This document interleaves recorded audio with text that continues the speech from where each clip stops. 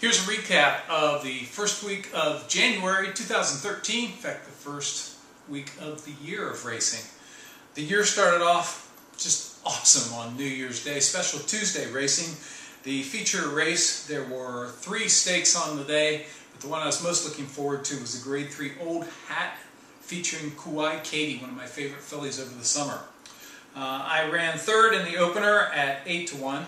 Then in a maiden special weight, number 9, Verrazzo, doubled the bet. He came home to win.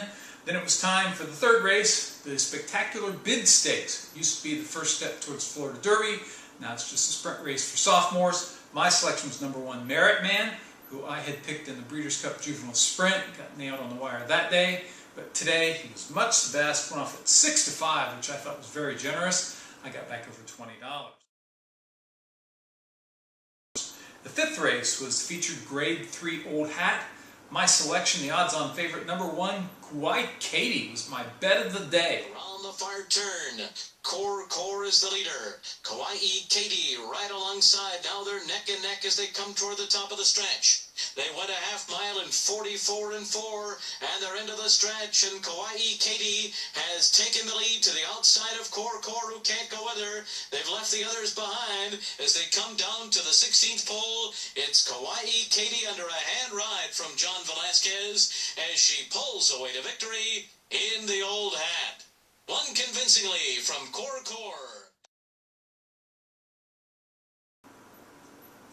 Oh yeah, much the best. Looking forward to seeing her late in January in the Grade 2 Forward Gal. My next selection was in the 7th. It was an optional allowance claimer. I like Bradster, although it was pronounced Braidster by track announcer Larry Colmus, but spelling looked to me like Bradster, like my son Brad. He too was much the best. I doubled the bet, got back $20. It was my 4th winner in a row. Then it was time in the 8th race for the Ginger Brew Stakes on the turf, 3-year-old sophomore fillies. My selection was an upset pick, listed at 12-1 in the program, Tute Paisi. As they came out of the turn, she was rallying. The top of the stretch. Behind them, I Am Already Sexy. IO Ireland is next to the outside. They're into the stretch. Discreet Mark still on top. On the outside, Mariel and Kathy yet to get by. Tutti Paese coming with a rush down the center of the course. And Tutti Paese is sharp in her American debut. Wave Theory came late for second. Oh, yes! Scored and paid $18 at 8-1. I collected nearly $50. And for the day, I was 5 for 7. Ended up making $75 even. It was a great start to the week.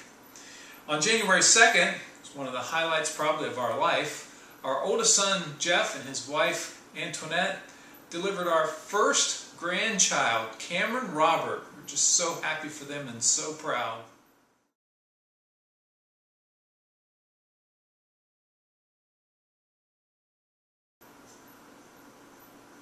Isn't he just a handsome little devil? Looks just like his grandpa, don't you think? Although I'm much too young to be considered a grandfather. On the 3rd, on Wednesday, our anniversary, we went out to celebrate by going out to dinner with our son Brad.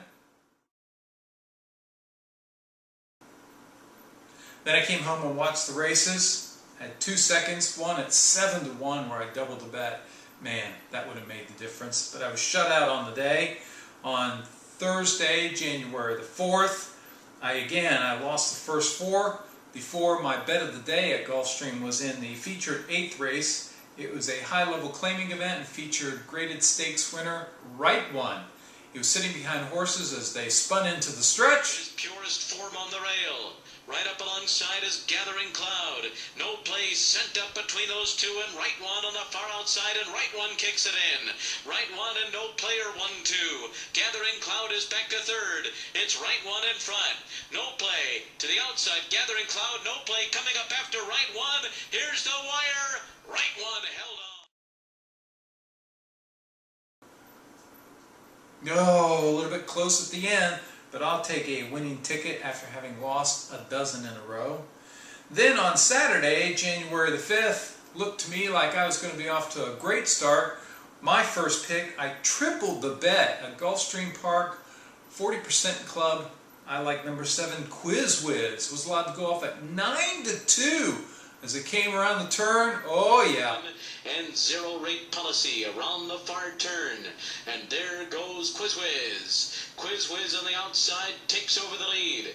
Goes right by Abdel's Ghost coming to the quarter pole. Dual Exhaust is given way to Price is now third. Coming to the top of the stretch of 45 and 4 half mile. And Javier Castellano and Quiz Whiz trying to keep the lead. Abdel's Ghost running on strongly now to the outside. Needs a spot to Price. Zero rate policy. Also coming on down the center of the track. All trying to catch Quiz Whiz to Price second. Quiz Whiz did it. Oh, $11 payout. I was going to collect over $80 and then, objection and inquiry.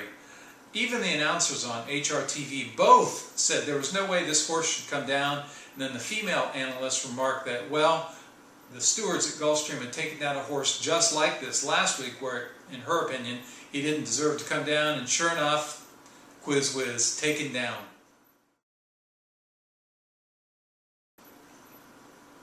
In the 5th race, which was my next bet, I had 5 to win. I doubled the bet on number 1, Sonia's Angel. Checked on the rail by the favorite. Ended up running 3rd. They disqualified the favorite, who was 2nd. Didn't do me any good. I was moved up to 2nd. If I'd won that one, he went off at 4-1. I would have collected $60. Then in the 7th race, I had number 1, Hyper. It was my bet of the day. He was way too far back, I thought, under Jose Lascano. Late move, was 3rd, closing with a rush. If I'd scored that one, I would have collected another 70. And then I had Doherty, a maiden special weight, 3-year-old for Todd Pletcher. So close, 2nd again, where I tripled the bet. And he too was 9-2. It's another $80. I should have been collecting nearly $300 in winnings, and instead I collected nothing at Gulfstream. But my bet of the day was out west in the first of the stakes races that lead to the Kentucky Derby. It was the Grade 3 Sham Stakes out west, and the odds-on favorite was Golden Sense. The only question was, could he sit off of a front runner, because he usually likes to be on front. And as they headed into the turn, Golden Sense coming to tackle on the outside. It's 2 back to Den's Legacy in the 3rd spot. Dry Summer sent along 4th. They pass the quarter pole and Fernando gets a tap on the shoulder to kick on the outside. Golden Sense now comes to take them on. Den's Legacy scrapes the paint and comes to take them on down at the rail. Any one of these 3. They come into the 8th pole now. On the outside we have Golden Sense. Golden Sense trying to take a narrow lead and does so. Golden Sense strikes the front now with 60 to go. And it is going to be Golden Sense and Kevin Krieger to take the Sham Stakes. Golden Sense wins. Den's Legacy was 2nd. oh yeah, I was just happy to cash the ticket, to be honest. Sunday, January 6th, was the final day of the racing week. Started off by running 2nd at 2-1 with the Gulfstream Park Handicapper Club play. Then in the 4th, I liked number 14, Major Marvel. I had originally gone with the 1 horse on the rail as the speed, but had noted in my analysis that if Major Marvel could draw in from the outside off the also eligible list, I would triple the bet on him. He did draw in. He was much the best. He went off at 3-5. I collected over $25. Then in the 6th race was another Gulfstream Park 40% club pick. I like number 1, Blues and Silver. Going out, he was running for Kirk's the 80 and Team Calabrese on the turf. Much easily the best on the lead from start to finish. He paid nearly $5, got back nearly $25. And then in the 7th race, it was my bet of the day. This is one of the cool things about racing. Your bet of the day isn't always a Grade 1 Breeders' Cup Championship race. Just be a low-level claiming event on a regular weekday, or in this case on a Sunday. It was a $10,000 claiming sprint. Kirk's the 80 in the 40% club because A, horses coming off of a layoff of more than 90 days, he wins with 63% of them. Horses that are first off the claim for him, they score 42% with Team Calabrese. Horses in dirt sprints, 63%. And dropping into a $40,000 race or lower is also a 40% club angle. I looked at the field he was running against. Instead of doubling the bet, I went all in prime time. and as they turned for home, he was falling back, but then re-rallied. And then it's Island Scholar running in 4th position. A ground-saving trip for Clifford in 5th. They're into the stretch, and it's Dangerous Trick on top. To the outside, Rough and Royal tries to get by. Island Scholar is coming on now. Honors Gold is back to 4th on the outside. It is now Rough and Royal who takes the lead. Dangerous Trick on the inside. Island Scholar to the outside. Rough and Royal gets it done. Over Island Scholar. Oh yeah, Rough and Royal, much the best as bet of the day, and I collected over $70. So for the day at Gulfstream, I had 3 winners from 7 selections, but I wasn't done yet. There was a graded stakes race out in Santa Anita. It's going 6.5 furlongs down the turf, one of my favorite races to handicap. It was a Grade 2 Monrovia Stakes. The favorite looked to be Ms. Direction. If you've been following my adventures, she was my pick to upset the Breeders' Cup Turf Sprint, beating the boys. She did. Paid $15.80. That day I collected over $100. Well, today she was odds on, but there wasn't going to be pace to run at. So Mike Smith, as they came out of the turn, moved her closer, and then it was a thrilling stretch duel. They come to the top of the lane and Kendall kicks on for home. On the outside, Misdirection. Broken Dream's going to go for a run at the rail. Then Javine and Rama. Homeward Bound and Kendall is still in front, just over a length to Misdirection. Broken Dreams, Javine and Rama. Kendall digs deep, finds more.